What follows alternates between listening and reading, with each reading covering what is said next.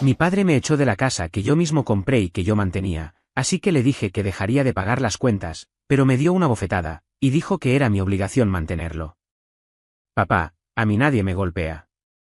Mi nombre es Daniel, tengo 28 años y hasta hace una semana vivía en una casa que compré con mi propio sudor. No heredé nada, no me gané la lotería, no tuve ayuda de nadie. Cada ladrillo de esa casa lleva mi esfuerzo, horas extras en la fábrica, fines de semana sin descanso, y años ahorrando hasta el último peso. Era mi orgullo, mi refugio. Pero ahora estoy durmiendo en el sofá de mi amigo Luis, con una bolsa de ropa como almohada, porque mi propio padre me echó de mi casa. Sí, mi casa. Y lo peor no es eso, me dio una bofetada cuando le dije que no iba a seguir pagándole sus cuentas. Me miró con esos ojos fríos y dijo, es tu obligación mantenerme. A mí nadie me golpea. Nadie. Todo empezó hace 3 años, cuando mi mamá falleció. Ella era el pegamento de la familia, la que calmaba las aguas cuando mi papá se ponía gruñón o exigente. Él siempre fue un hombre duro, de esos que creen que el mundo les debe algo solo por existir. Cuando ella se fue, él se derrumbó por dentro, pero en vez de buscar ayuda o tratar de salir adelante, decidió que yo sería su muleta. Yo tenía 25 años entonces, vivía en un apartamentito pequeño y apenas estaba empezando a ahorrar para algo mejor. Pero él llegó un día con una maleta y me dijo, me quedo contigo, no puedo estar solo. No supe decirle que no. Era mi papá, ¿qué iba a hacer? El problema es que no fue algo temporal. Se instaló como si el lugar fuera suyo. Al principio lo entendí, estaba de luto, igual que yo. Pero luego empezó a pedirme dinero para sus cosas, cigarros, cervezas, apuestas en el bar de la esquina. No vas a ayudar a tu viejo, me decía cuando yo llegaba muerto de la fábrica. Yo le daba algo, porque me daba pena verlo así, pero cada vez pedía más. Cuando le dije que no podía seguir dándole tanto, se puso furioso. Eres un egoísta. Después de todo lo que hice por ti, y gritaba. Yo no sabía qué responder. Apenas recordaba lo que había hecho por mí, aparte de gritarme cuando era niño por no sacar buenas notas. Entonces decidí dar el gran paso, compré la casa.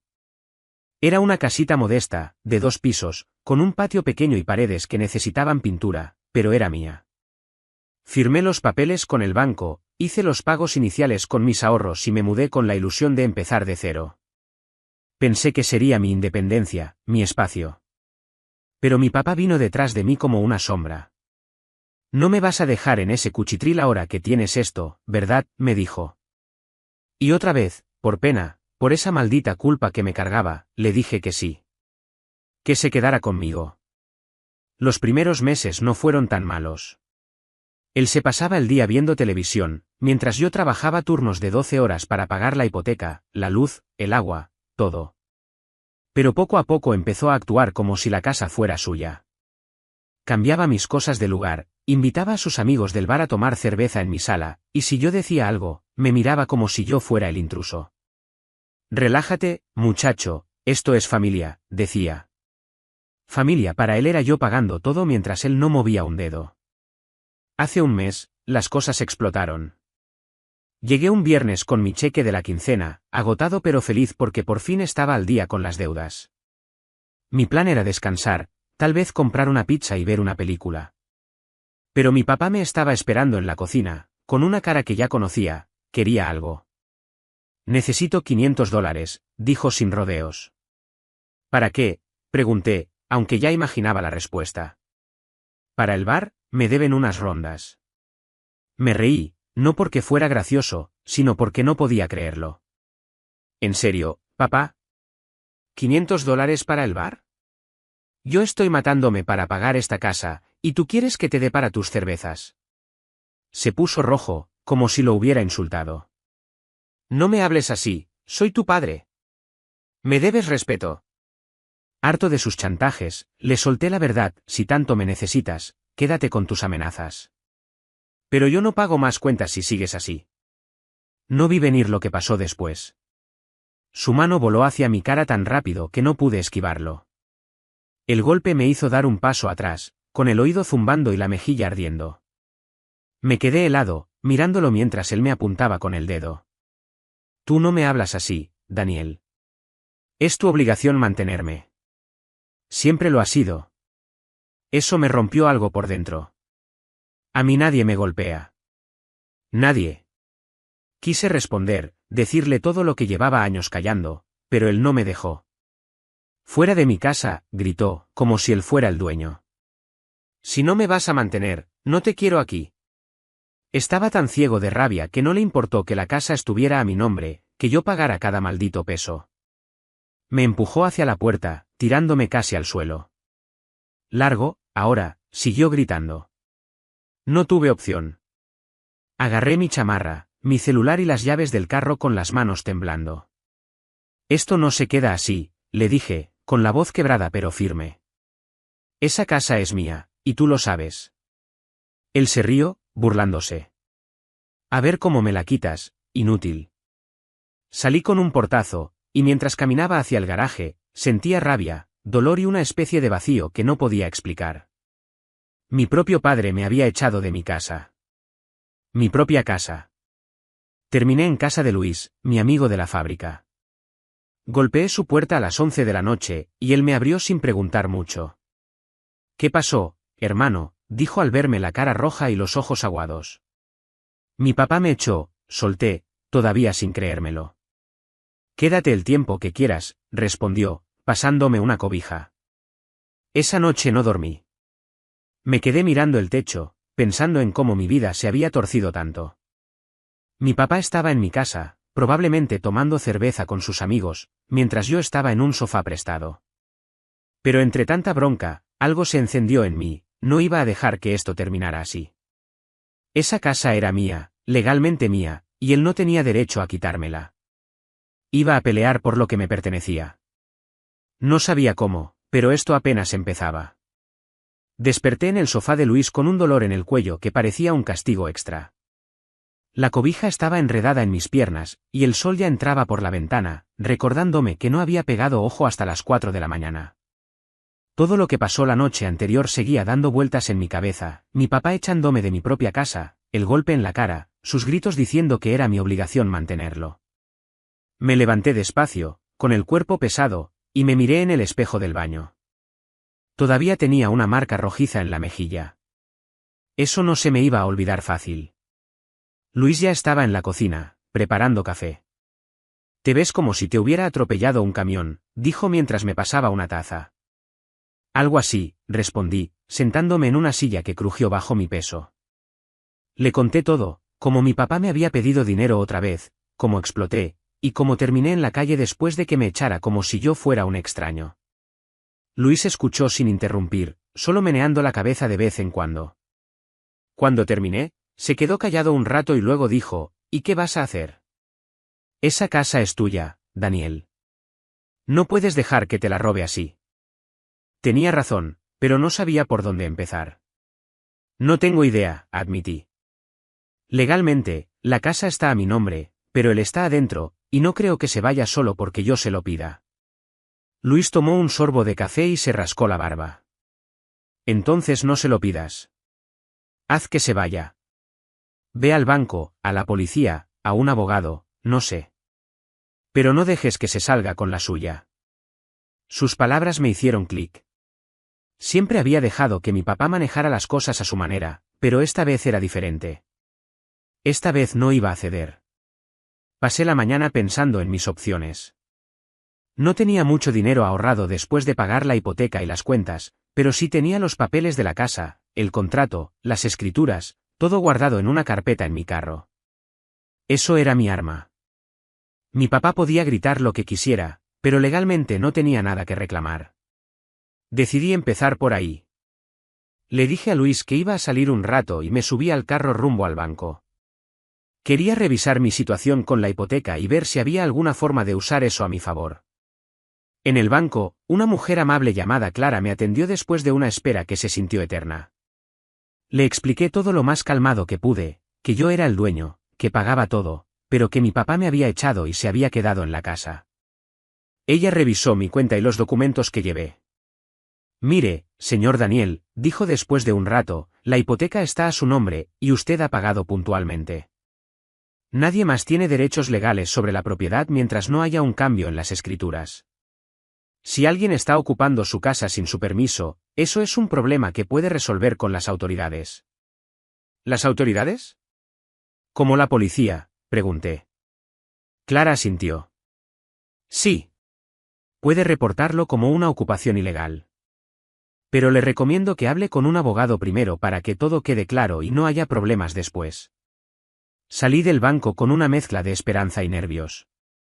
La idea de meter a la policía contra mi propio papá me ponía el estómago en nudos, pero ¿qué otra opción tenía? Él no iba a salir por las buenas, eso lo sabía. De camino a casa de Luis, paré en una tiendita a comprar algo de comer. Mientras pagaba, mi celular vibró. Era un mensaje de mi papá. Trae dinero si quieres volver. La luz se cortó y no pienso quedarme a oscuras por tu culpa. Me quedé mirando la pantalla, incrédulo. ¿En serio? ¿Me echaba y encima esperaba que siguiera pagando? No le contesté. Apagué el celular y seguí manejando, con la cabeza hirviendo. Eso solo me dio más ganas de pelear. Cuando llegué, Luis estaba viendo televisión. Le conté lo del banco y el mensaje de mi papá. ¿Qué cara tiene el viejo?, soltó, riéndose. Parece que no entiende que ya no mandas cheques gratis. Pues se va a enterar, dije, más decidido que nunca. Pasamos el resto de la tarde buscando abogados en Internet. Encontramos uno que ofrecía consultas gratis y quedaba cerca. Le marqué y me dieron cita para el día siguiente. Por fin sentía que estaba haciendo algo, que no solo estaba llorando mi suerte. Esa noche, mientras intentaba dormir en el sofá, pensé en cómo había llegado a esto. Siempre quise ayudar a mi papá, pero nunca imaginé que me vería como su cajero automático. Recordé las veces que me gritó de niño, las veces que me dijo que no servía para nada, y como ahora, que tenía algo mío, intentaba quitármelo. Me dolía, pero también me daba fuerza. No iba a dejar que ganara esta vez. Al día siguiente, me levanté temprano y me puse la mejor ropa que tenía en mi bolsa, una camisa decente y unos jeans sin manchas. Quería verme serio para el abogado. Llegué a la oficina, un lugar pequeño con paredes blancas y un escritorio lleno de papeles. El abogado, un hombre flaco y con gafas llamado Don Miguel, me escuchó atento mientras le contaba toda la historia. Cuando terminé, se acomodó las gafas y dijo, «Esto es sencillo, Daniel. La casa es tuya, tienes los documentos, y él no tiene ningún derecho legal. Podemos empezar con una notificación formal para que desaloje. Si no lo hace, vamos con la policía y, si es necesario, un juez. Pero hay algo que debes decidir, ¿estás dispuesto a llegar hasta el final con esto?» Me quedé callado un segundo. Era mi papá. El hombre que me crió, aunque fuera a su manera. Pero también era el hombre que me había echado de mi casa, que me había golpeado por no darle dinero. Sí, respondí al fin. Voy hasta el final. Don Miguel sonrió un poco. Bien. Entonces empecemos. Me pasó un papel con letras pequeñas y un montón de términos legales que no entendí del todo. Esto es una notificación formal de desalojo, explicó. Le da a tu padre 15 días para salir de la casa por voluntad propia. Si no lo hace, podemos pedir una orden judicial y sacarlo con la policía. Leí el papel rápido. Mi nombre estaba ahí como dueño, junto con la dirección de la casa y una advertencia clara, mi papá tenía que irse o enfrentaría consecuencias legales. Firmé en la línea punteada con la mano un poco temblorosa. Era real. Estaba pasando. ¿Y cómo le llega esto?, pregunté mientras le devolvía el papel. Lo mandamos con un mensajero certificado, dijo don Miguel. Alguien lo entrega en persona y él tiene que firmar para probar que lo recibió. Si no está o se niega, igual se considera notificado. No hay forma de que lo ignore. Asentí, imaginándome la cara de mi papá al leerlo. Sabía que no se lo iba a tomar bien, pero ya no me importaba. Había cruzado una línea al echarme, y ahora le tocaba enfrentar las consecuencias. Salí de ahí con la notificación que íbamos a mandar a mi papá. No sabía cómo iba a reaccionar, pero ya no había marcha atrás. Esa casa era mía, y él iba a tener que aceptarlo, quisiera o no. Mientras manejaba de vuelta a casa de Luis, sentí algo que no había sentido en mucho tiempo: control. Por primera vez, estaba peleando por mí. Y no iba a parar. Parte de mí quería ir a la casa y enfrentarlo yo mismo, pero sabía que eso solo empeoraría las cosas. Tenía que jugar esto con cabeza fría, como decía don Miguel. Así que volví a casa de Luis y esperé. El mensajero iba a entregar el papel esa misma tarde, y no había nada más que hacer hasta que mi papá reaccionara. Esa noche, Luis y yo estábamos viendo una película mala en la televisión cuando mi celular vibró otra vez. Era un número desconocido. Contesté, y del otro lado escuché la voz ronca de mi papá. ¿Qué demonios es esto, Daniel?, gritó sin saludar. Un papel diciendo que me tengo que ir de mi casa. ¿Estás loco? Me levanté del sofá y salí al pasillo para que Luis no tuviera que escuchar todo el drama. No es tu casa, papá. Es mía. La compré yo, la pago yo. Tú me echaste, ¿te acuerdas? Esto es lo que pasa cuando cruzas esa línea. Se rió, pero no era una risa feliz, era una risa llena de veneno. Tú no me vas a sacar de aquí, muchacho. Esta casa es tan mía como tuya después de todo lo que hice por ti. ¿Crees que un papelito me va a asustar? Inténtalo. Estaba temblando de coraje, pero me obligué a mantener la calma. No es un papelito, papá. Es la ley. Tienes 15 días para irte, o la policía te saca. Tú decides. Hubo un silencio largo del otro lado, y luego dijo: eres un traidor. Un hijo nunca hace esto a su padre. Y colgó. Esa noche, mientras intentaba dormir, pensé en mi mamá. Ella siempre me decía que fuera fuerte, pero también que cuidara a la familia. Me pregunté qué diría si me viera ahora, peleando con mi papá por una casa. Probablemente estaría triste, pero también creo que me entendería. Esto no era solo por la casa. Era por todo lo que él me había quitado: mi paz, mi esfuerzo, mi dignidad. Y eso no lo iba a dejar pasar. Los días siguientes fueron tensos. No volví a saber de mi papá, pero cada vez que sonaba el celular, me preparaba para otro grito. Don Miguel me llamó el viernes para confirmar que la notificación había sido entregada y firmada. Ahora solo queda esperar, dijo. Si no se va, pasamos al siguiente paso. Asentí aunque no podía verme. Gracias, don Miguel. Vamos a seguir. Colgué y miré por la ventana de Luis. Quedaban 12 días. 12 días para que mi papá decidiera si salía por las buenas o por las malas. Y algo me decía que no iba a ser por las buenas. Les contaré lo que pasó cuando llegue el día. Actualización 1. Hola a todos, gracias por sus comentarios y por sus mensajes de apoyo. Muchos me decían que mi padre era un salvaje y tienen razón. Los 15 días pasaron como un relámpago y a la vez como una eternidad. Cada mañana me despertaba con el mismo nudo en el estómago, esperando alguna señal de mi papá, una llamada, un mensaje, algo que dijera que iba a salir de mi casa sin pelear. Pero nada.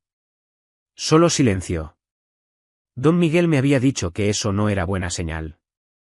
Si no se va hoy, mañana pedimos la orden judicial, me explicó por teléfono la noche anterior.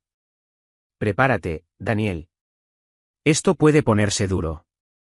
Yo asentí, aunque él no podía verme. Estaba listo, o al menos eso quería creer. Era miércoles, el día que marcaba el fin del plazo. Me levanté del sofá de Luis antes de que saliera el sol, con los nervios a flor de piel. No había dormido más de 2 horas. Me puse una camisa vieja y unos jeans, pero me temblaban las manos mientras me abrochaba los botones. Luis ya estaba despierto, tomando café en la cocina. Hoy es el día, ¿verdad?, dijo, mirándome serio. Sí, respondí con la voz ronca. Voy a ver si se fue. Él dejó la taza en la mesa y se acercó. No vayas solo. Si ese viejo está tan loco como dices, puede hacer cualquier cosa.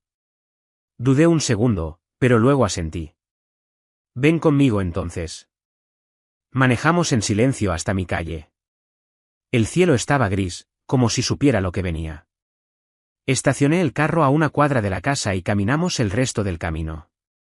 Cuando llegamos a la esquina, me detuve en seco. La luz de la sala estaba encendida, y se escuchaba música fuerte desde afuera. Mi corazón se hundió. No se había ido. Estaba ahí, desafiándome, como si la notificación no valiera nada. Maldita sea, murmuré, apretando los puños. Luis me puso una mano en el hombro. Tranquilo, hermano. Vamos a ver qué pasa. Nos acercamos despacio. La puerta principal estaba entreabierta, y el olor a cerveza vieja salía como una nube. Miré por la ventana y lo vi, mi papá estaba sentado en mi sillón, con una botella en la mano, riéndose con Raúl y otro tipo que no reconocí. Había latas tiradas por el suelo, y una de mis lámparas estaba rota en una esquina. Mi casa, mi refugio, parecía un basurero. La rabia me subió por la garganta como ácido. Ese hijo de, empecé a decir, pero Luis me agarró del brazo. No entres así, Daniel. Llama al abogado primero. Quise ignorarlo, entrar y sacarlo a gritos, pero sabía que tenía razón. Saqué el celular con las manos temblando y marqué a don Miguel. No se fue, le dije apenas contestó. Está en la casa, tomando como si nada. Don Miguel no sonó sorprendido. Era de esperarse. Quédate ahí, voy para allá con la policía. Ya tengo la orden lista, solo necesitaba confirmar que no cumplió. Colgué y miré a Luis. Vienen con la policía. Él asintió, pero no dijo nada. Los dos sabíamos que esto iba a explotar. Esperamos en la esquina, escondidos tras un árbol. Cada minuto se sentía como una puñalada. Veía las sombras moverse dentro de mi casa, escuchaba las risas, y cada sonido me dolía más. Esa casa era todo lo que había construido, y mi papá la estaba pisoteando como si no valiera nada.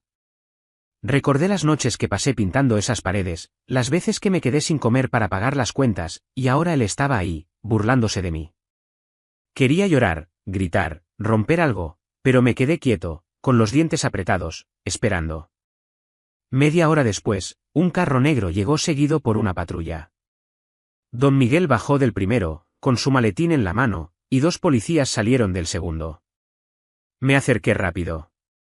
Es ahí, dije, señalando la casa. Don Miguel me miró serio. Daniel, quédate atrás.